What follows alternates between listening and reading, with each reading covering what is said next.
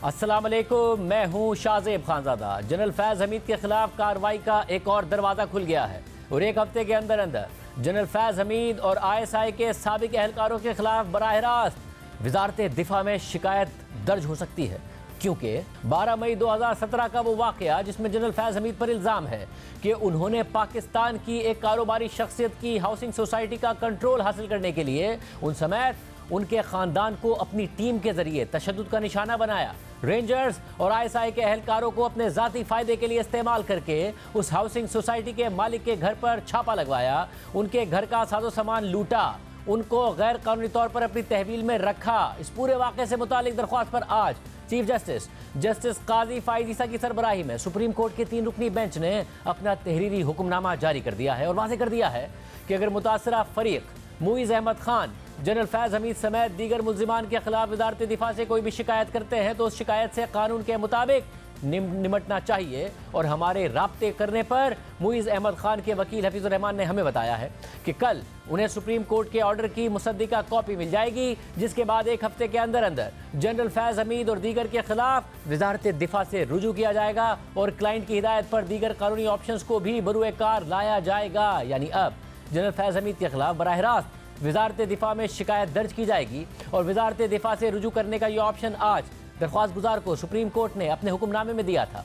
Supreme court के जारी होने वाले तहरीरी हुक्मनामे के मुताबिक ये दरख्वास्त मुइज़ अहमद खान ने आर्टिकल 184(3) के तहत दायर की है, जिसमें general Faiz Hameed, brigadier retired Naeem Fakhar, ISI के ब्रिगेडियर रिटायर्ड गफ्फार और ISI के इर्तिज़ा हारून समेत दीगर पर संगीन इल्ज़ाम आयद किए गए हैं। दरख्वास्त गुजार का यह इल्ज़ाम है कि जनरल फैज़ हमीद जो उस वक्त अफवाज पाकिस्तान में अपनी खिदमत सर अंजाम दे रहे थे और ISI के साथ काम कर रहे थे, उन्होंने अपने दफ्तर का गलत इस्तेमाल किया और उनके अहकामात पर दरख्वास्त गुजार और उनके ख़ानदान के खिलाफ जराइम सरजद किए गए, जिसमें से कुछ वाक़यात ये हैं कि ISI और रेंजर्स एहलकारों ने दरख्वास्त गुजार की रिहाइश और उनके कारोबारी दफातर पर छापे मारे, उन्हें और उनके अहल खाना को तहवील में लिया गया, दरख्वास्त गुजार और उनके ख़ानदान के असासों को लूटा गया, दरख्वास्त गुजार को मजबूर किया गया कि वो अपना कारोबार जनरल फैज़ हमीद के नामजद करदा अफराद को मुंतकिल कर दें और दरख्वास्त गुजार उनके ख़ानदान और उनके मुलाजमीन के खिलाफ झूठे केसेस बनाए गए। इल्ज़ाम यह भी है कि फ़ौज में होते हुए जनरल फैज़ हमीद, उनके मातहत एहलकार और पंजाब रेंजर्स ने अपने इख्तियारात का नाजायज़ इस्तेमाल किया है। इसके अलावा सुप्रीम कोर्ट के हुक्मनामे के मुताबिक दरख्वास्त गुजार के वकील से जब पूछा गया कि एक प्राइवेट शिकायत पर किस तरीके से आर्टिकल 184(3) का निफाज किया जाए और इसे अवामी अहमियत की दरख्वास्त करार दे दिया जाए, तो उन्होंने मौक़िफ़ इख्तियार किया कि इस केस में जनरल फैज़ हमीद समेत जो फरीक हैं उन्होंने अपने अहम दफातर का इस्तेमाल करके दरख्वास्त गुजार के बुनियादी हुकूक की खिलाफ वर्जी की है और कोई भी इदारा कार्रवाई तो दूर की बात उनके खिलाफ शिकायत भी दर्ज नहीं करेगा। सुप्रीम कोर्ट के हुक्मनामे के मुताबिक एडिशनल अटॉर्नी जनरल को इस हवाले से अदालत की मामनत के लिए तलब किया गया और पूछा गया कि दरख्वास्त गुजार के पास शिकायत के इजाले के लिए कोई मुतबादिल हल मौजूद है और क्या उनका यह खदशा दुरुस्त है कि उनकी शिकायत को नहीं सुना जाएगा। तो एडिशनल अटॉर्नी जनरल ने जवाब दिया कि दरख्वास्त गुजार के पास मुतादिद रेमिडीज़ मौजूद हैं जिसमें वो वजारत दिफा से भी रुजू कर सकते हैं, क्योंकि उनकी शिकायत उस वक्त से मुताल्लिक हैं जब मुल्जिमान अफवाज पाकिस्तान में अपनी खिदमत सर अंजाम दे रहे थे और दरख्वास्त गुजार के मुल्जिमान के खिलाफ मुजरिमाना मुकदमे का इंदराज भी कर सकते हैं, जिसमें बदनीयती पर मबनी मुकदमात बनाने का केस भी हो सकता है या वो नुकसानात के इजाले के लिए हट जाने का मुकदमा भी कर सकते हैं। एडिशनल अटॉर्नी जनरल ने अदालत को यह भी बताया कि अगर कोई शिकायत वजारत दिफा को की जाती है तो उस पर सही तरीके से गौर किया जाएगा, जिसके बाद सुप्रीम कोर्ट ने अपने हुक्मनामे में लिखा कि ये इल्ज़ामात बहुत संगीन नोयत के हैं और अगर ये दुरुस्त है तो बिलाशुबा ये वफाकी हुकूमत, अफवाज पाकिस्तान, ISI और पाकिस्तान रेंजर्स की साख को नुकसान पहुँचाएंगे, इसलिए इन्हें नज़रअंदाज नहीं किया जा सकता। मगर जो केसेस आर्टिकल 184(3) के तहत दायर होते हैं वो दीगर केसेस से मुख्तलिफ वजूहात की बिना पर मुख्तलिफ होते हैं। सुप्रीम कोर्ट आर्टिकल 184(3) के तहत अपने असल इख्तियारात का इस्तेमाल करती है और ऐसा एहतियात से करना चाहिए। साथ ही जब शिकायत के इजाले के लिए दीगर फोरम्स मौजूद हों तो पहले उनसे रुजू किया जाना चाहिए और हाई कोर्ट के फैसले के खिलाफ इस कोर्ट में अपीलें आर्टिकल 185 के तहत आती हैं। मजीद ये कि इस अदालत की 184(3) के तहत बराह रास्त मुदाखलत दीगर के हुकूक को बुरी तरह मुतासिर कर सकती है, लेकिन दरख्वास्त गुजार का खदशा है कि उनकी शिकायत को वजारत दिफा में नहीं सुना जाएगा, क्योंकि जो मुल्जिमान हैं वो अफवाज पाकिस्तान की सीनियर पोजीशंस पर रहे हैं। मगर हमें एडिशनल अटॉर्नी जनरल ने ये यकीन दहानी करवाई है कि ऐसी किसी भी शिकायत पर गौर किया जाएगा और हुकूमत की तरफ से इस यकीन दहानी पर शक करने के लिए हमारे पास कोई जवाब नहीं है। इसलिए दरख्वास्त गुजार के ये खदशात गलत हैं। अगर दरख्वास्त गुजार कोई शिकायत वजारत दिफा में देते हैं, इससे कानून के मुताबिक निपटना चाहिए। इसी के साथ इस दरख्वास्त को निपटाया जाता है। यानी सुप्रीम कोर्ट ने जनरल फैज़ हमीद के खिलाफ आर्टिकल 184(3) के तहत दायर दरख्वास्त पर कार्रवाई आगे ना बढ़ाने का फैसला किया है, लेकिन हुकूमत को यह हिदायत की है कि अगर वजारत दिफा में दरख्वास्त गुजार जनरल फैज़ हमीद और दीगर मुल्जिमान के खिलाफ कोई शिकायत करते हैं तो कानून के मुताबिक उससे निपटना चाहिए। और अब बाकायदा दरख्वास्त गुजार ने वजारत दिफा से रुजू करने का फैसला कर लिया है। 1 हफ्ते के अंदर अंदर रुजू करने का फैसला किया है। अब देखना होगा कि जब ये शिकायत वजारत दिफा के पास आती है तो वो इससे मुताल्लिक क्या कार्रवाई करते हैं, क्योंकि जनरल फैज़ हमीद और दीगर पर दरख्वास्त गुजार ने इंतहाई संगीन इल्ज़ाम आयद किए हैं। मुइज़ खान की सुप्रीम कोर्ट में दायर होने वाली दरख्वास्त के मुताबिक मैं मुइज़ अहमद खान 2011 से एक हाउसिंग स्कीम का चीफ एग्जीक्यूटिव अफसर और मालिक हूँ। इस हाउसिंग स्कीम के राइट्स हासिल करने के बाद मैंने अलॉटीज़ के लिए इसे तामीर करना शुरू कर दिया, लेकिन मसला उस वक्त खड़ा हुआ जब बगैर किसी वजह के और अचानक जनरल फैज़ हमीद की हिदायत पर पंजाब रेंजर्स ने ISI के साथ मेरे दफातर और घर पर 12 मई 2017 को छापा मारा। और जब उन्हें कोई गैर कानूनी चीज़ नहीं मिली तो उन्होंने घर में मौजूद वसाइल को इकट्ठा करना शुरू कर दिया, जिसमें सोना, रकम और हाउसिंग स्कीम की मिल्कियत की असल दस्तावेजात शामिल थीं। और इस छापे का सबसे हैरानकुन पहलू यह था कि मेरी हाउसिंग स्कीम के जो साबिका मुलाजमीन थे, जिन्हें माली बदउनवानी की वजह से मैंने कंपनी से निकाला था, वो इस छापे में पंजाब रेंजर्स और ISI के एहलकारों के साथ मौजूद थे। और उन्होंने हमसे कहा था कि ये सब कुछ जनरल फैज़ हमीद की हिदायत पर हो रहा है। और इस पूरे छापे के दौरान जो साजो सामान चुराया गया, इसे मेरे घर के बाहर आपस में तकसीम किया गया और इसे 2 प्राइवेट टोयोटा करोला गाड़ियों के अंदर डाला गया, जिसकी तस्दीक CCTV फुटेज से की जा सकती है। दरख्वास्त गुजार के मुताबिक मेरा बेटा, जिसकी उम्र 8 से 9 साल थी, उसके मुंह पर ISI के अफसर इर्तिजा हारून ने अपना बूट रखा और चिल्लाते हुए मेरे बेटे से कहा कि अपना गैजेट मुझे दे दो, क्योंकि तुम्हारा बाप एक दहशतगर्द है। और ये सब कुछ मेरे और मेरी फैमिली के सामने किया गया और ये वो वाक़या है जिसे मैं कभी नहीं भूल सकता। लेकिन बात यहाँ तक रुकी नहीं। दरख्वास्त गुजार मुइज़ अहमद खान के मुताबिक 12 मई 2017 के इस गैर कानूनी छापे में मुझे और मेरी टीम के 6 अफराद को गिरफ्तार किया गया और 5 दिनों तक हमें गैर कानूनी तौर पर रावलपिंडी में एक डिटेंशन सेंटर में अपनी तहवील में रखा गया। और इस दौरान हर दिन मुझ समेत मेरी टीम पर जनरल फैज़ हमीद की टीम ने जालिमाना तरीके से टॉर्चर किया। और इस टॉर्चर के दौरान जो एक चीज़ जबर के जरिए हमसे मांगी गई वो ये थी कि मैं अपनी हाउसिंग स्कीम के शेयर्स ट्रांसफर कर दूं। लेकिन जब जनरल फैज़ हमीद को इस हवाले से नाकामी हुई तो 5 दिन की गैर कानूनी तहवील के बाद हमें रावलपिंडी में कायम CTD के पुलिस स्टेशन में भेज दिया गया और हम पर इंसदादी दहशतगर्दी की मुख्तलिफ दफात के तहत मुकदमा दायर कर दिया गया। और जब मुझे CTD के हवाले किया गया था तो उस रात मेरे ससुर मुझसे मिलने के लिए आए थे, लेकिन जनरल फैज़ हमीद की टीम ने उन्हें भी अगवा कर लिया और उन्हें 45 दिन तक गैर कानूनी तौर पर कैद में रखा गया। और जब उन्हें रिहा किया गया तो उनमें कैंसर जैसे मर्ज की तशखीस हुई और बाद में वो इंतकाल कर गए। इसके अलावा जब CTD के केस की समाअत के दौरान मैंने और मेरी टीम ने मेडिकल सहूलियात की दरख्वास्त की तो हमें ISI के नुमाइंदों की तरफ से यह पैगाम दिया गया, अगर हम अपने मौक़िफ़ से पीछे नहीं हटे तो मेरे ससुर की जान खतरे में पड़ सकती है। और ये इसलिए कहा गया क्योंकि उस वक्त मेरे ससुर रावलपिंडी में उनकी तहवील में थे। और ये बात भी काबिल ज़िक्र है कि इस गैर कानूनी तहवील के दौरान मिलिट्री इंटेलिजेंस के अफसरान ने भी मेरे ख़ानदान से 12 मई के गैर कानूनी छापे की तफसीलात जानने के लिए मुलाकातें की। दरख्वास्त गुजार के मुताबिक जनरल फैज़ हमीद और उसकी टीम ने मुझे मजीद बेबुनियाद केसेस में फंसाने की कोशिश की। मनी लॉन्ड्रिंग जैसे केसेस में मुझे फंसाने की कोशिश की गई, मगर हर इदारे ने मुझे बेकसूर करार दिया। और इस सब की वजह से मेरे ख़ानदान ने ज़हनी तौर पर बहुत नुकसान उठाया। मेरी अहलिया ज़हनी सदमों की वजह से मुख्तलिफ आर्ज़ों में मुब्तला हो गई और इन वाक़यात की वजह से मेरे ससुर की जान चली गई। और जब जनरल फैज़ हमीद अपने मकासद में नाकाम हो गए तो उन्होंने वसीम ताबिश नामी शख्स के जरिए इन वाक़यात से खुद को अलहदा करने की कोशिश की। और इस सिलसिले में वसीम ताबिश ने मेरी जनरल फैज़ हमीद के भाई सरदार नजफ हमीद से मुलाकात तय करवाई थी। और ये मुलाकात चकवाल के एक मकामी चाय के होटल पर करवाई गई। और जब मैं इस होटल में पहुंचा तो वहां जनरल फैज़ हमीद के भाई सरदार नजफ पहले से मौजूद थे। और इस मुलाकात के दौरान जनरल फैज़ हमीद के भाई सरदार नजफ हमीद मुसलसल माफ़ी मांगते रहे और मुझे इस बात पर कायल करने की कोशिश करते रहे कि उनके भाई जनरल फैज़ हमीद इस वाक़े में मुलविस नहीं थे और वो एक अच्छे इंसान हैं। दरख्वास्त गुजार मुइज़ अहमद खान के मुताबिक जब मुझे अदालत से बरी किया गया था तो उस वक्त पाकिस्तानी फ़ौज में खिदमत सर अंजाम देने वाले मेरे एक कज़न ब्रिगेडियर हामिद खान ने उस वक्त के ISI के DGC जनरल फैज़ हमीद से रब्ता किया। और फिर जब जनरल फैज़ हमीद ने मेरे कज़न को पारा में अपने दफ्तर बुलाया और इस मुलाकात के दौरान जनरल फैज़ हमीद ने मेरे कज़न को बताया कि मेरे घर पर छापे के दौरान जो चीज़ें रेंजर्स और ISI के एहलकार ले गए थे और जिसकी वापसी का हम मुतालबा कर रहे थे, उनमें से कुछ चीज़ें तो वापस कर दी जाएंगी, लेकिन जनरल फैज़ हमीद ने छापे के दौरान जब्त किया गया 400 तोला सोना और एक बड़ी रकम को वापस करने से इनकार कर दिया।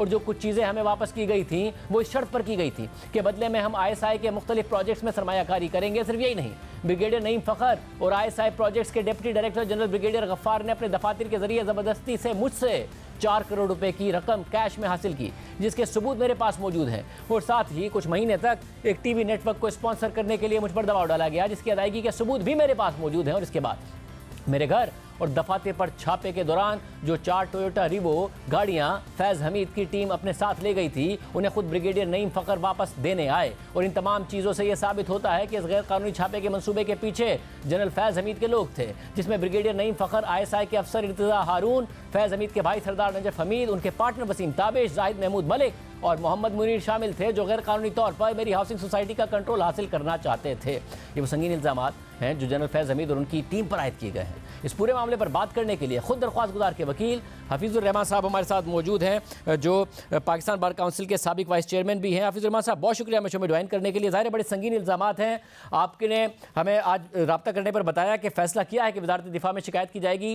क्या दीगर फोरम्स पर भी जाया जाएगा? और जब आप पहले नहीं गए तो अब आपको क्यों उम्मीद है कि वज़ारत दिफा में शिकायत करेंगे तो आपकी सुनवाई होगी?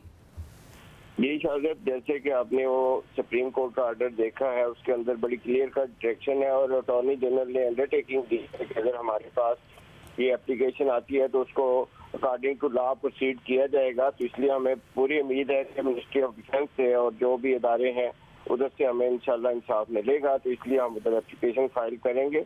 इससे पहले ना फाइल करने की वजह से ये थी कि उसके अगेंस्ट मुख्तलिफ केसेस अभी तक चल रहे थे, कभी किसी अदालत में, कभी FIA में, कभी नैब में, कभी किसी जगह।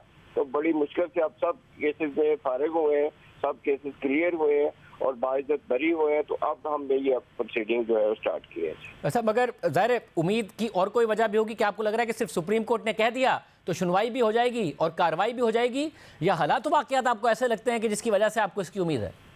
जी नहीं, हमारे पास एविडेंस मौजूद है। सुप्रीम कोर्ट ने डायरेक्शन, एक वाज़ेह डायरेक्शन दे दी है और अटॉर्नी जनरल ने कंसीड किया है कि जी अगर हमारे पास एप्लीकेशन आती है तो हम अकॉर्डिंग टू लॉ इसको प्रोसीड करेंगे, चाहे वो जितने भी पावरफुल हों, जो भी लोग हों, तो वो कार्रवाई करेंगे। इसलिए हमें उम्मीद है कि इंशाल्लाह हमें इंसाफ मिलेगा। जी वैसे मुझे साथ में ये भी बताइएगा कि जब आप कहते हैं कि सबूत मौजूद हैं, क्या जो फुटेज भी आप कहते हैं कि वो भी मौजूद है, सामान लूटने की भी, आपस में तकसीम करने की भी, फिर उनके बेटे के साथ जो वाक़या हुआ, क्या ये सारे फुटेजेस मौजूद हैं, ये वीडियो सबूत मौजूद है? सारे उनके घर में कैमरे थे, हर चीज़ की रिकॉर्डिंग हुई हुई है और उसकी सारी रिकॉर्डिंग मौजूद है। जी, और आप ये वज़ारत दिफा में को देने को तैयार हैं या फिर देंगे जब आप वहाँ पर जाके शिकायत करेंगे? बिल्कुल, हमने सुप्रीम कोर्ट में भी उसकी USP में सारी एविडेंस साथ लगाई थी और वहाँ भी हम सारी एविडेंस देंगे। थी अच्छा, और ये भी बताएगा कि ये इस नतीजे पर आपके क्लाइंट कैसे पहुंचे कि जनरल फैज़ हमीद ही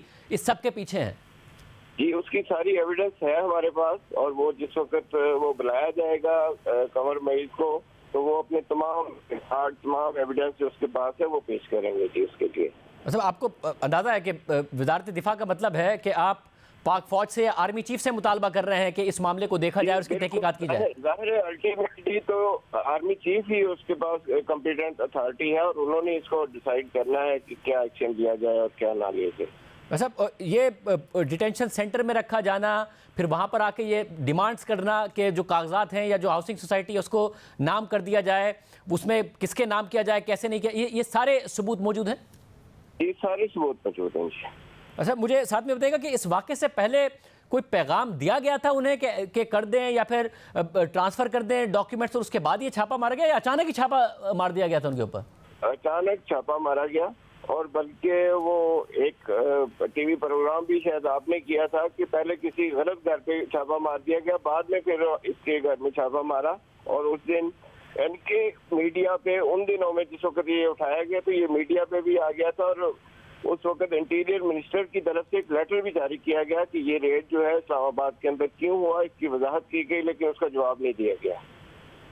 मतलब और साथ ही बताइएगा कि जो आपके की जो पहले पटिशन थी जिसके बाद आज सुप्रीम कोर्ट का फैसला आया है, उसमें ये कहा गया कि जनरल फैज़ हमीद से जो आपके क्लाइंट हैं उनके कज़न ब्रिगेडियर हामिद खान उस वक्त के, उन्होंने मुलाकात की और आप पारा में जाके मुलाकात की, और तो जनरल फैज़ हमीद ने कुछ चीज़ों के लिए वापसी के लिए तो रजामंद हो गए, 400 तोला सोना और नकदी जो उनके घर से ले गए थे उसके लिए रजामंद नहीं हुए। उन्होंने ये मानने से इनकार किया कि ये 400 तोला सोना और रकम ले गए थे, या वापस करने से इनकार किया? उन्होंने वापस करने से इनकार किया था। यानी इस बात से इनकारी नहीं थे कि 400 तोला सोना और नकद रकम आपके क्लाइंट के घर से? उन्होंने कहा कि ये चीजें वापस नहीं करेंगे, बल्कि खाली जो बैग थे वो वापस कर दिया, लेकिन जो चीजें थी वो वापस नहीं की। और इस चीज के भी सबूत मौजूद हैं कि ये बड़ी रकम और 400 तोला सोना भी लेके गए थे आपके घर से? जी, वो वीडियोस हैं जो शॉपर्स हैं वो भरे हुए जा रहे हैं और सब चीज की वो एविडेंस मौजूद है उनके पास। जी, मतलब उनके जो भाई है नजफ हमीद, उनका आपके क्लाइंट को अप्रोच करना, फिर मुलाकात करना, फिर कहना कि जनरल फैज़ हमीद इस वाक़े के पीछे नहीं थे, माफ़ी तलाफी की कोशिश, ये सारी भी एविडेंस मौजूद है?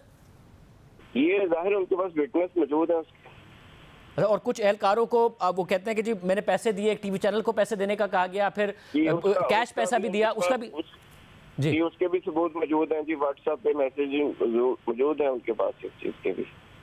और क्या उसके बाद भी आप लोगों को या आपके क्लाइंट को प्रेशराइज किया जाता रहा जब वो रिहा हो गए कि इस वाक़े के ऊपर अपना मुंह ना खोलें, बाहर मामला ना लेके आए?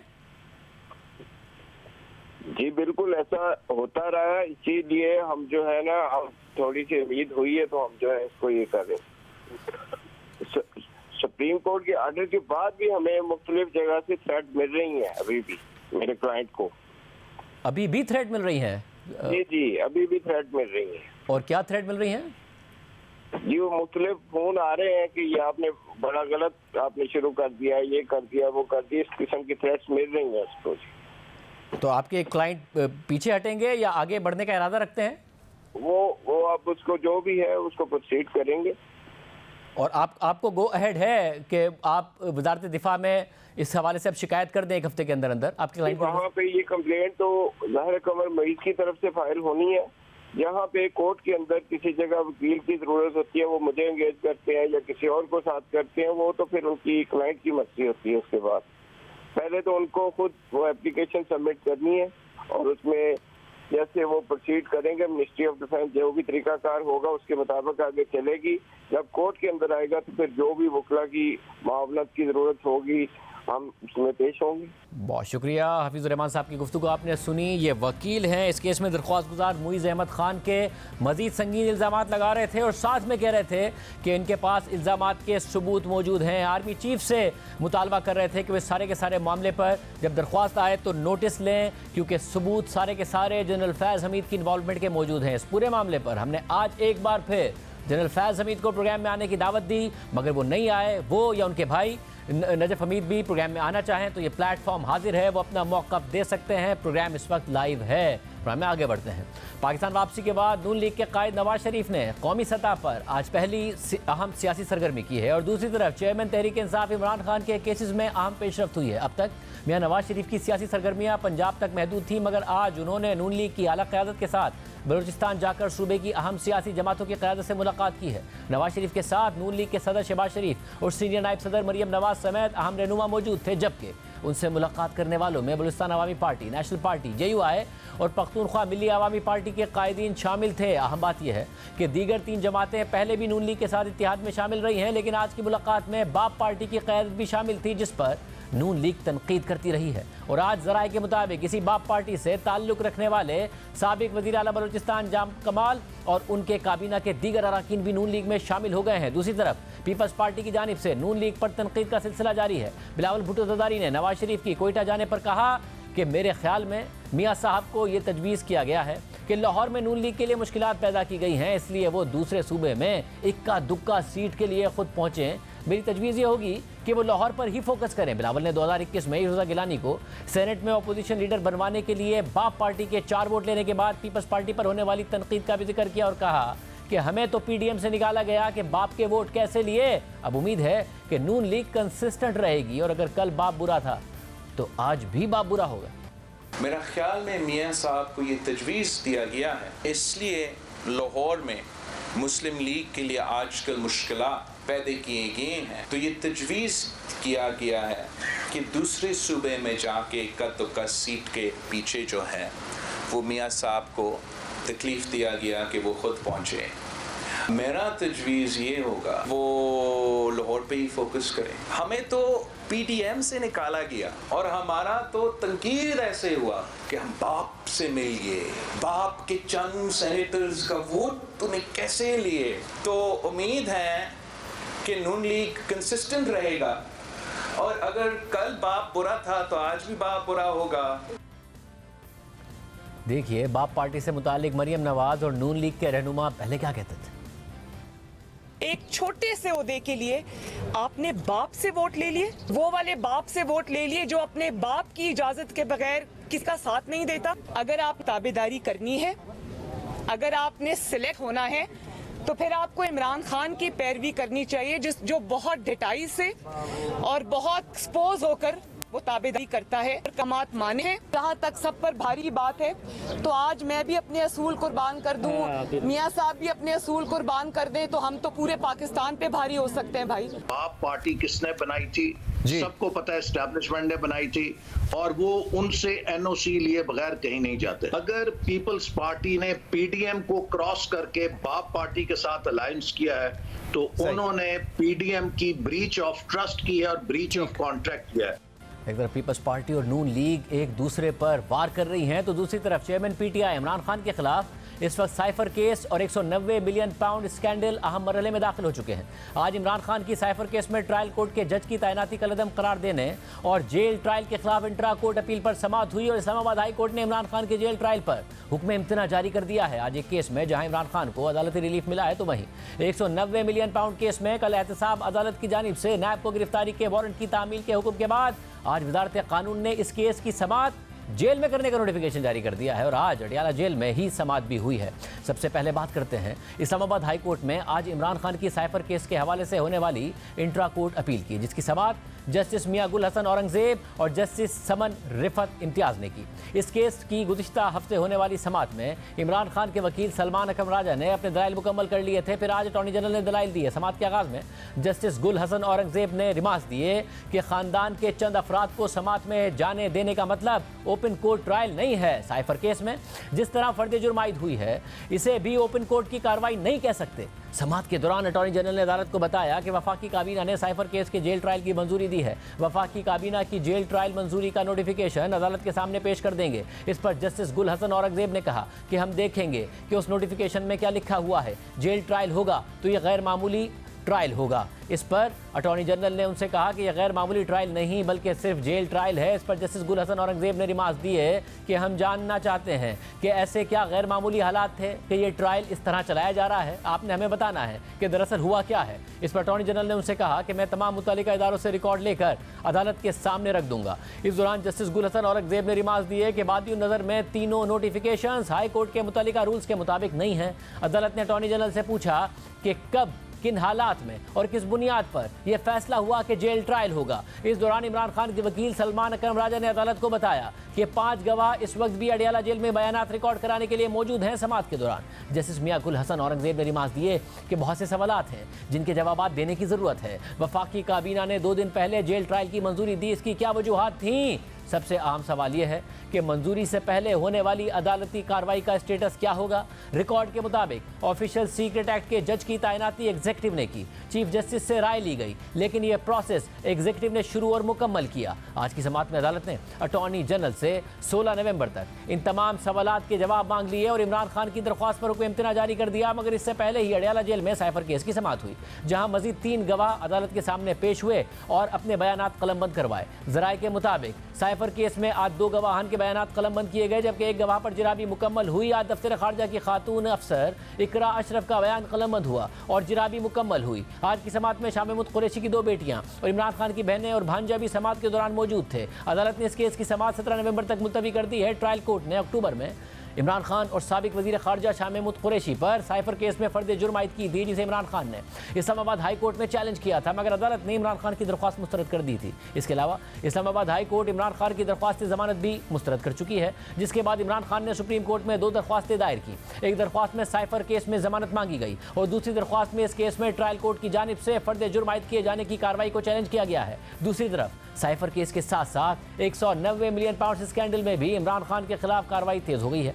कल एहतसाब अदालत ने 190 मिलियन पाउंड केस में इमरान खान की गिरफ्तारी के वारंट की तामील का हुक्म दिया, जिसके बाद कल ही नैब हुक्काम ने अडियाला जेल जाकर इस केस में इमरान खान की गिरफ्तारी डाल दी थी, जिसके बाद 24 घंटों के अंदर उन्हें एहतसाब अदालत के सामने पेश किया जाना था। लेकिन आज ही वजारत कानून ने इमरान खान के जेल में ट्रायल का नोटिफिकेशन जारी कर दिया, जिसके बाद एहतसाब अदालत के जज मोहम्मद बशीर ने आज इस केस की भी अडियाला जेल में समाअत की और नैब की जानिब से चेयरमैन पीटीआई इमरान खान के जिस्मानी रिमांड की दरख्वास्त की गई, जिसके बारे में पीटीआई के वकील ने दावा किया है कि एहतसाब अदालत ने इमरान खान की जिस्मानी रिमांड की दरख्वास्त मुस्तरद कर दी है। इसके अलावा 8 इस्लामाबाद हाई कोर्ट में 190 मिलियन पाउंड स्कैंडल और तोशा खाना केस में इमरान खान की जमानत बहाली की दरख्वास्तों पर समाअत हुई और समाअत के दौरान नैब के प्रोसिक्यूटर ने अदालत को बताया कि नैब ने चेयरमैन पीटीआई की 190 मिलियन पाउंड स्कैंडल में गिरफ्तारी डाल दी है। गिरफ्तारी होने के बाद चेयरमैन पीटीआई की यह दरख्वास्त गैर मौसर हो गई है। इस दौरान सरदार लतीफ खोसा ने अदालत से कहा कि नैब ने इस अदालत को गुमराह करने की कोशिश की है, जिस पर जस्टिस आमिर फारूक ने रिमार्क दिए कि नैब ने बहुत लापरवाही का मुजाहरा किया, जिस वजह से केस ताखीर का शिकार हुआ। नैब का यह रवैया कतई तौर पर दुरुस्त नहीं है, फिर हमें वजारत कानून के नुमाइंदे को मामला हल करने के लिए तलब करना पड़ा। इस पर नैब के प्रोसिक्यूटर राफे मकसूद ने अदालत से मुआवरत की। इसके बाद अदालत ने केस का फैसला महफूज कर लिया। पूरी सूरत पर बात करेंगे। हमारे साथ तहरीक इंसाफ के तर्जुमान शुएब शाहीन और नून लीग के रहनुमा अता तारड़ मौजूद हैं। आप दोनों का बहुत शुक्रिया। शुएब शाहीन साहब, आप लोगों की तरफ से ज़ाहिर है कहा जा रहा था मैं फील्ड ही दे दें तो हम परफॉर्म कर देंगे। अदालत से ही आप लोग उम्मीद का इजहार कर रहे थे। यके बाद दीगरे जो कुछ 2 दिन में हुआ है, आपको उम्मीद पैदा हो रही है कि अदालत से बहरहाल आप लोगों को रिलीफ मिल रहा है और कोई रास्ता निकल सकता है, कोई फील्ड मुहैया हो सकती है आप लोगों को? देखें सर, बात यह है कि हम तो ये कहते हैं कि आइन और क़ानून की बालादस्ती होनी चाहिए, क़ानून के मुताबिक सारी प्रोसीडिंग्स होनी चाहिए। बदकिस्मती से तमाम इदारे बांदी बन के इंसाफ को देने की बजाय इंसाफ का कत्ल कर रहे हैं बज़ाहिर, जो सब कुछ नज़र आ रहा है। ये रियासती इदारे सबसे पहले उस इदारे को सिलेक्ट करते हैं कि किसके ज़रिए ये केस बनवाना है। अभी इन्वेस्टिगेशन स्टेज है, अभी तक वो इन्वेस्टिगेशन के प्रोसेस में है वो केस, और लॉ मिनिस्ट्री ने पहले नोटिफिकेशन कर दिया अलकादर ट्रस्ट केस में, जनाब आप इसका ट्रायल जो है आप जेल ट्रायल शुरू कर दें। ये कैसे मुमकिन है? कैबिनेट कल फैसला कर रही है जिसका अभी तक नोटिफिकेशन नहीं हुआ, और 1.5 महीने से वो जनाब प्रोसीडिंग्स चल रही हैं जेल ट्रायल की साइफर केस में। और जो हुमायूं दिलावर ने जिस तरह बददियांती का मुजाहरा करते हुए एक केस का फैसला किया और जिस अंदाज से किया, वो सब आपके सामने है। ये तो सारी बात आपकी दुरुस्त है, मगर इस्लामाबाद हाई कोर्ट में चैलेंज होना, फिर सुप्रीम कोर्ट में चैलेंज होना, फिर इस्लामाबाद हाई कोर्ट से कुछ मामलात में रिलीफ मिलना। एक 2018 का माहौल था ना, जिसमें नजर आ रहा था कि सारी चीज़ें कोऑर्डिनेटेड थी, इस्टेब्लिशमेंट की तरफ से क्रैकडाउन भी, सुप्रीम कोर्ट की तरफ से एक्शन भी, फिर JIT बनाना भी, फिर इदारे भी, वो सब एक साथ एक ही सिंक्रोनाइज होकर काम कर रहे थे। आपको कहीं उम्मीद की किरण दिख रही है कि अदालतें मौजूद हैं जो आपको रिलीफ इलेक्शन से पहले ऐसा फ्राहम कर सकती है कि आपको फील्ड मिल जाए इलेक्शन में कंटेस्ट करने की? देखें, इस वक्त तक तो हम फील्ड मिलने की जहाँ तक ताल्लुक़ है, हमारे रास्ते में अभी भी रुकावटें मुकम्मल तौर पर मौजूद हैं। लाहौर हाई कोर्ट ने फैसले किए, लेकिन जो हमें जलसा करने की इजाज़त दी, लोगों को गिरफ्तार कर लिया गया, नई इजाज़त मिली और अभी तक कोई किसी के खिलाफ कोई एक्शन नहीं हुआ। जिन लोगों की 15-15, 20-20 दफ़ा जमानतें हुई हैं, एग्जेक्टिव ने कहा हम अदालतों को नहीं मानते, दोबारा गिरफ्तार कर लिया गया और उनके ऊपर, इसका मतलब है कि एग्जेक्टिव जो है वो सुबॉर्डिनेट, अदालतें सुबॉर्डिनेट हो गई हैं एग्जेक्टिव की, और उसमें कोई रिलीफ नहीं मिल रहा और कोई एक्शन किसी के खिलाफ नहीं हुआ। पेशावर हाई कोर्ट ने हमारे हक में फैसले किए, करक में हमारे लोगों पर सीधी गोलियां मारी गई, मासेरा में लोगों को उठा के ले गए, आपने सारा कुछ देख लिया। सवात में और मर्दान में कॉर्नर मीटिंग हुई जिसके लिए इजाजतनामे की भी जरूरत नहीं थी, उन सबको उठा के जेलों में बंद कर दिया गया। और कल मैंने इलेक्शन कमीशन को भी रिक्वेस्ट की है कि जनाब आप इलेक्शन की डेट आ गई है, आप लेवल प्लेइंग फील्ड तो दें हमारे साथ, आप कुछ तो आप ऐसा काम करें कि कराची में हमने इजाजतनामा मांगा, आपने कुछ भी नहीं किया, पूरे पाकिस्तान में जो कुछ हो रहा है हम किस जगह पे जाएं? अता साहब आप ये बताइएगा, ज़ाहिर एतराज़ात हैं कुछ शुएब शाहीन साहब के और वो अदालत के हवाले से भी हैं, मगर आप लोगों का फोकस इस वक्त लगता है कि मुकम्मल तौर पर पीपल्स पार्टी का आप पर और आपका पीपल्स पार्टी पर है, मगर आपको कहीं ये नज़र नहीं आ रहा कि एक अचानक मुकाबले में तहरीक इंसाफ आ सकती है? अदालतें मुतहर्रिक हैं, चीफ जस्टिस काजी फाइज ईसा साहब हैं, इसके अलावा इस्लामाबाद हाई कोर्ट में ऐसे इंडिपेंडेंट माइंडेड जजेस मौजूद हैं जो रिलीफ दे सकते हैं। ये आपको वाज़ेह तौर पर ये खौफ नहीं महसूस हो रहा है? मुझे तो एक बात का खौफ महसूस हो रहा है कि पूरे मुल्क पे खौफ तारी है 190 मिलियन पाउंड्स के केस का, क्योंकि इसमें बहुत बड़े प्रॉपर्टी टाइकून का नाम आता है और काबीना ने नाजायज़ तरीके से स्टेट मनी जो स्टेट ऑफ पाकिस्तान को आनी थी वो एक एग्जिस्टिंग लाइबिलिटी सेटल करने के लिए एक और अकाउंट में ट्रांसफ़र कर the through the supreme court. ये पाकिस्तान की हिस्ट्री का सबसे बड़ा स्कैंडल है। इससे बड़ी शाहजेब साहब मेगा करप्शन 75 साल में कभी नहीं हुई। ये 190 मिलियन पाउंड का मामला नहीं है, ये 460 अरब रुपए का मामला है। उसमें से एक मीगर सी अमाउंट है 60 अरब रुपए की, जो इमरान खान साहब ने और शहजाद अकबर ने मिल के बंद लिफाफा काबीना में लहरा के एक ऑलरेडी पेनल्टी डली हुई थी, उस फाइन को सेटल करने के लिए वो इनको फ्री एक्सेस दे दिया। वो तो स्टेट का पैसा था, वो सिंध का पैसा था, वो पंजाब का पैसा था, सिंध की ज़मीनें इन्वॉल्व थी, तख्त पड़ी इधर एक मौजा है पिंडी में, उसकी ज़मीनें इन्वॉल्व थी। अब ये जो कह रहे हैं मेरे बहुत ही काबिल दोस्त कि जी वो पहले ही वजारत कानून ने एक नोटिफिकेशन जारी कर दिया ट्रायल का, भाई जब एक बंदे की गिरफ्तारी हुई है उसका रिमांड जिस जज से लेना है वो जेल जाएगा तो रिमांड लेगा ना। ये आप ही थे जो अदालतों में बहानेबाजी करते थे कि हमारी टांग ठीक नहीं है, हमें सिक्योरिटी खदशात हैं, हमें कत्ल कर दिया जाएगा, हम अदालतों में पेश नहीं हो सकते। आपकी मुतअद्दिद मर्तबा बाकायदा अदालत के रिकॉर्ड पे दरखास्तें मौजूद हैं कि हम अदालत में पेश नहीं हो सकते सिक्योरिटी खदशात की बिना पे। अब आप जहां पर मुकीम हैं वहां अदालत लगा दी गई है, तो आपको किस बात का एतराज़ है? और साइफर केस में सुन लीजिए, साइफर केस बहुत ही एक ऑफिशियल सीक्रेट्स एक्ट की शिक के तहत एक केस चल रहा है। अब उसकी तो इन कैमरा प्रोसीडिंग्स होनी है, उसकी तो ओपन ट्रायल मुमकिन ही नहीं है।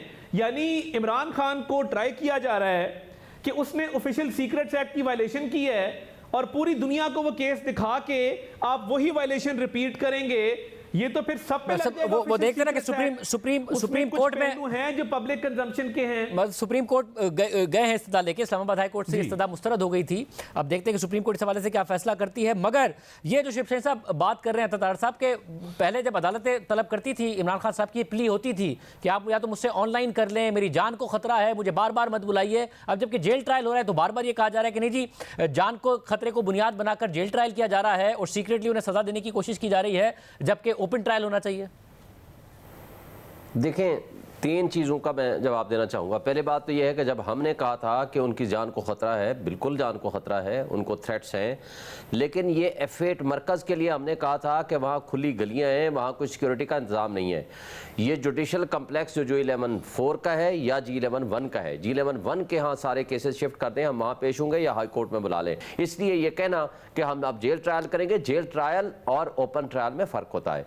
जेल ट्रायल में आपको ना तो मुल्ज़िम और वकील के दरमियान कोई कांटेक्ट होता है, ना वहाँ मीडिया होता है, ना वहाँ कुछ सुन सकता है, और आप अपनी मर्जी से ना आप कागज कलम लेके जा सकते हैं, ना कंसल्टेशन कर सकते हैं, और कई किस्म की कदगनें मौजूद होती हैं। और ये एक बात और कर दूं, ये इन कैमरा ट्रायल है ही नहीं।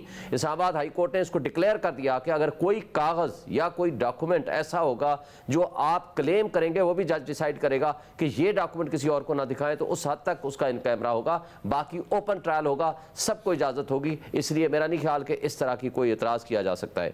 अब आते हैं कि ये कहना कि जनाब 190 मिलियन का जो अलकादर ट्रस्ट वाला केस है, देखें इसमें दो बातें बड़ी अहम हैं। जिस दिन ये केस खुलेगा ना तो शरीफ फैमिली ही इसमें आएगी। दो बातों का जवाब मुझे दे दें, वो एग्रीमेंट ले आए जो NCA और के दरमियान था, वो पब्लिश कर दें सबके सामने, दूध का दूध पानी का पानी हो जाएगा। दूसरी बात, ये 16 महीने में थे, मैंने हर प्रोग्राम में भी कहा था, इन 16 महीनों में कैबिनेट से डिसीजन लेके सुप्रीम कोर्ट में पैसे पड़े थे, ये वापस ले लेते, नहीं लिए। 190 मिलियन पाउंड पर आप बड़े कन्विंस्ड हैं, उस पर सवालात उठा रहे हैं तारा साहब, शुएब शाहीन साहब के, ये तो जब मामला खुलेगा तो उसके बाद इस केस में कुछ मिलना नहीं है। देखिए, इसका 0% चांस है, और ये शरीफ फैमिली का फोबिया का शिकार हैं कि शायद शरीफ फैमिली बार बार कर रहे हैं। NCA ने जो प्रोसीड्स ऑफ क्राइम भेजी पाकिस्तान और जो फाइन किया साहब को, वो फाइन उन्होंने किस चीज़ पे किया और गवर्नमेंट किसकी थी, किसकी जिम्मेदारी थी कि वो पैसा जो है वो भेजते स्टेट ऑफ पाकिस्तान के अकाउंट में आता और गरीबों की, बेवाओं की, यतीमों के ऊपर लगता, हेल्थ पे, एजुकेशन पे लगता, सिक्योरिटी पे लगता। वो पैसा मिली भगत के साथ काबीना ने सुप्रीम कोर्ट के अकाउंट में ट्रांसफर क्यों किया? ये open and shut case, I am telling you. ये स्टेट मनी थी, ये पाकिस्तान के अकाउंट में आनी थी, ये जुर्माने के पैसे थे, ये साहब को नहीं जा सकते थे, मगर अनफॉर्चुनेटली इमरान खान साहब को लत पड़ गई थी। उन्होंने अलकादर में जमीन ली, करोड़ों रुपए की, अपने अकाउंट में करोड़ों रुपए ट्रांसफर करवाए। बुशरा बीबी 5-5 कैरेट की अंगूठियां मांगती रही की बेटी से और बेगम से, और उसके बाद अब ये शोर मचाते हैं कि जी इस केस में है कुछ नहीं। तो आप 5 कैरेट की अंगूठियां किस चीज की मांग रहे थे? आपने एक शैम ट्रस्ट क्यों बनाया? फराह गोगी ने 200 कनाल जमीन क्यों ली से? आप लोग फाइलों को पहिए लगाने की बातें क्यों कर रहे थे? इनकी मगर 100% मैं आपको बता रहा हूं, इसमें इन्वॉल्वमेंट भी है और इसके लिए कोई वे आउट नहीं है। ये ओपन एंड शट केस है। साहब, अब इसमें ये जो दो बातें हैं, एक तो उस वक्त एनसीए की प्रेस रिलीज थी कि ये पैसे रियासत पाकिस्तान को वापस किए जा रहे हैं, ट्रांसपेरेंसी इंटरनेशनल बरतानिया की प्रेस रिलीज थी कि ये पैसे पाकिस्तान के अवाम को वापस किए जा रहे हैं। उस वक्त शहजाद अकबर की जो एसेट रिकवरी यूनिट थी, उनकी भी ने भी ये माना था कि पाकिस्तान को वापस किए जा रहे हैं, आपकी एडजस्ट नहीं किए जा रही हैं लायबिलिटीज। और फिर 4 वुज़रा ऐसे हैं जिसमें फवाद चौधरी साहब, शेख रशीद अहमद साहब, फैसल वाउडा साहब, मलिक अमीन साहब, जो ये कह चुके हैं कि सीक्रेटली कहा गया कि बस दस्तखत कर दें, इस पर कोई बात नहीं होगी, सामने नहीं आएगा। हालांकि शरी मदारी साहिबा ने भी बहुत अपोज किया था। तो इसका ये डिफेंस तो नहीं है कि 16 माह में ये वापस ले लेते? कोई स्ट्रॉन्ग डिफेंस होना चाहिए ना कि क्यों उनके अकाउंट में वापस डाल दिए? जी, इसका स्ट्रॉन्ग डिफेंस, बहुत बड़ा डिफेंस ये है कि देखें, नेशनल क्राइम एजेंसी और के दरमियान एग्रीमेंट ये हुआ, उन्होंने कहा कि अगर तो ये विद द एग्रीमेंट पैसे पाकिस्तान में जाएंगे तो ये एडजस्ट होंगे के साथ, और अगर पाकिस्तान ये समझता है कि ये स्टेट ऑफ पाकिस्तान को जाने हैं तो वो फिर यहाँ उसको मुकदमा करे यूके में, और वो मुकदमा अगर जीत जाएगा तो फिर स्टेट ऑफ पाकिस्तान को वो पैसे जाएंगे। और अगर ऐसा नहीं होगा तो उस सूरत में नेशनल एनसीए के दरमियान और के दरमियान होने वाले एग्रीमेंट के मुताबिक वो अमाउंट जाएगी उसकी एडजस्टमेंट में। चूंकि पाकिस्तान को उस वक्त फॉरेन रिजर्व की ज़रूरत थी और इस बात का इम्कान था कि ये मुकदमा अगर होता है वो एक तो लेंथी होगा और दूसरी सूरत ये होगी कि वहाँ अगर केस हार जाती है हुकूमत पाकिस्तान तो उनको वो जुर्माना और कास्ट ऑफ लिटिगेशन भी देनी पड़ेगी और इन पैसों से भी हाथ धोना पड़ेगा। और फॉर दैट पर्पज़ आपने देखा था कि वहाँ पहले भी जो आर्बिट्रेशन हुई है, कई केसेस में हमारे खिलाफ फैसले आए हैं, इसलिए वो एनसीए और के दरमियान होने वाले एग्रीमेंट की रोशनी में जो पेमेंट आई है वो इसलिए वहां चलेगी। दैट वाज द रीजन कि आज भी आप देखेंगे कि 16 महीनों में इन्होंने इसलिए उसको इनिशिएट नहीं किया, और आज भी वो चीज री इनिशिएट हो सकती है। लॉस किसी जगह नहीं हुआ, आज भी सुप्रीम कोर्ट में पैसे वो वहां मौजूद है। उनकी लायबिलिटी में एडजस्ट हुए हैं ना, मगर आप दूसरों से तवक्को करेंगे। मगर आप एक एप्लीकेशन आज भी दें, आप खुद एक सीनियर लॉयर हैं, देखें ना सर, आप खुद एक सीनियर लॉयर हैं, कहे कि जी हमारे पास सबूत है, हमारे पैसे वापस करें, कोई लॉस नहीं है। तो ये बात इमरान खान साहब को करनी थी जो अकाउंटेबिलिटी का वादा करके आए थे, या किसी और ने आके करनी थी जो इमरान खान साहब अकाउंटेबिलिटी का वादा करके आए थे? और कोई ऐसे इंटरनेशनल रूल्स नहीं है जो एनसीए के रूल्स भी बदले हैं। शिवसेना साहब, आपको पता है कि जो भी आप अगर अपनी सोर्स ऑफ फंडिंग नहीं जस्टिफाई कर पाएंगे तो वो पैसे कन्फिस्केट हो जाते हैं, जो कि कर लिए थे एनसीए ने, अकाउंट्स फ्रीज कर दिए थे एनसीए ने, हमने वापस दे दिए, उन्होंने हमें वापस किए, हमने वापस दे दिए उनके अकाउंट में और लायबिलिटीज में एडजस्ट कर दी। नहीं, इसमें दो चीजें थी, एक है फ्रीज करना।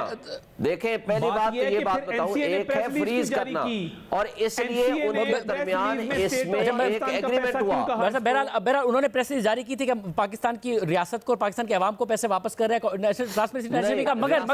मगर मुझे थोड़ा शिवसेना साहब मुझे आगे नॉट फॉर, देखें इसके लिए सबसे बड़ा अहम है शाहजेब साहब, सबसे अहम क्या है? वो है वो एग्रीमेंट। वो एग्रीमेंट आज भी हुकूमत पाकिस्तान के पास मौजूद था, आज भी इनके पास 16 महीने रहे। मैं बारहा इनसे मुतालबा करता रहा वो एग्रीमेंट के कंटेंट फाइनल कमेंट, दूध का दूध पानी का पानी, फाइनल कमेंट मुझे आज ले आए, आपको पता चल जाएगा कि एक्चुअल एग्रीमेंट क्या था।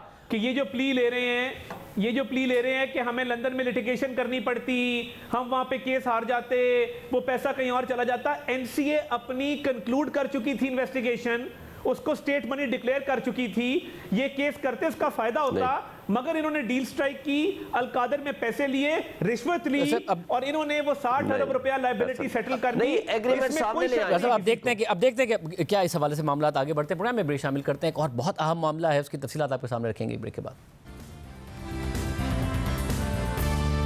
गजा में इस्राएली फोर्सेज ने अस्पतालों के घेराव के बाद अब सरकारी इमारतों पर कब्जा करना शुरू कर दिया है। मीडिया रिपोर्ट्स के मुताबिक इस्राएली फोर्सेज ने गजा की पार्लियामेंट पर भी कब्जा कर लिया है और वहां इस्राएली झंडा लहरा दिया है। इस हवाले से सोशल मीडिया पर कुछ तस्वीरें भी गर्दिश कर रही हैं। सिर्फ यही नहीं, गजा में इस्राएली फोर्सेज के घेराव की वजह से अब अस्पताल मैयत खानों और कब्रिस्तानों में तब्दील हो रहे हैं और वहां लाशों के ढेर लग रहे हैं। ईंधन खत्म होने की वजह से पिछले 4 दिन से अस्पतालों में इंतहाई अहम ऑपरेशंस बंद हैं। वेंटिलेटर्स और इंक्यूबेटर्स बंद पड़े हैं, जिससे इंतहाई निगहदाश्त के मरीज और नौमौलूद बच्चे एक एक करके दम तोड़ रहे हैं। CNN के मुताबिक वो प्रीमेच्योर बच्चे जिन्हें मुख्तलिफ मसाइल की वजह से इंक्यूबेटर्स में रखा गया था, वो या तो अब एक एक करके दम तोड़ते जा रहे हैं या उन्हें बचाने के लिए पुराने तरीके अपनाए जा रहे हैं, जैसे कि नौमौलूद बच्चों को गजा के अल-शिफा अस्पताल में फॉइल में लपेटकर गर्म पानी के करीब रखा जा रहा है ताकि वो जिंदा रह सकें। सिर्फ यही नहीं, बच्चों के लिए अस्पताल में ना पानी बचा है, ना खुराक बची है और ना ही दूध मैसर है। गजा के वजारत सेहत के डायरेक्टर जनरल के मुताबिक अल-शिफा अस्पताल में ज़िंदगी के ऑपरेशन के दौरान